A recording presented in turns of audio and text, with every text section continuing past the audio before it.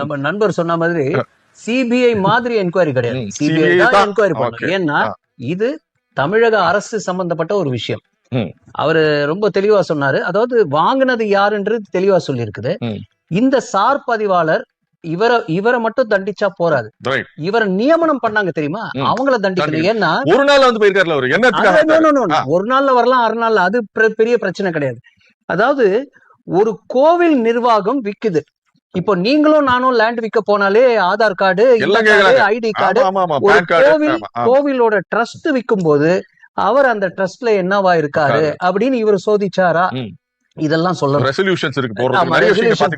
அதெல்லாம் இருந்ததா அப்படின்னு பாக்கணும். அதெல்லாம் பார்க்காம நான் பண்ணிட்டேன் அப்படின்னு இவர் ஒரு சொன்னாருன்னா இவரை நியமனம் பண்ணவரை முதல்ல தண்டிக்கணும், தண்டனை கொடுக்கணும். ஏன்னா இது வந்து எங்களை போன்றவர்களுக்கு என்ன ஆதங்கம்னா, தமிழ்நாட்டுல தொடர்ந்து கோவில்களுக்கு தான் இந்த பிரச்சனை, சோதனை எல்லாம் வருது. வேற எந்த இதுக்கும் வர்றது கிடையாது.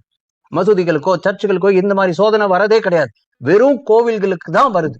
ஏன்னா கடந்தவர்கள் வாங்கினவங்களும் சரி, வித்தவங்களும் சரி, அவங்களுடைய பேக்ரவுண்ட் என்ன இது வரைக்கும் சொல்ல. இது 6ஆம் தேதி நடந்திருக்கு, இன்னைக்கு 14 ஆச்சு, ஒரு வாரம் போயிடுச்சு.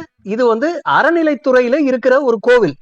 அவங்களுடைய நிலம் விற்கும் பொழுது அறநிலைத்துறைக்கு இது தெரியவே இல்லையா? யாரோ 2 பேர் போற அரசு வரும்போதும் கோயில்களுக்கு மட்டும்தான் சோதனை வரணுமா?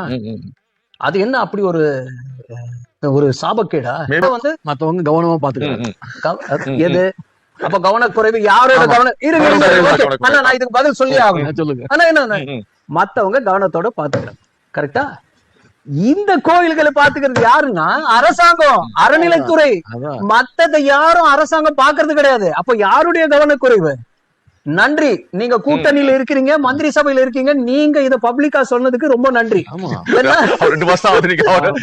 ஏன்னா மத்தவங்க கவனமா பாத்துக்கிறாங்க, இத மட்டும் கவனமா பாக்கல. அப்ப யார் பாக்கல? அரசாங்கம் தான் பாக்கல. கரெக்டா?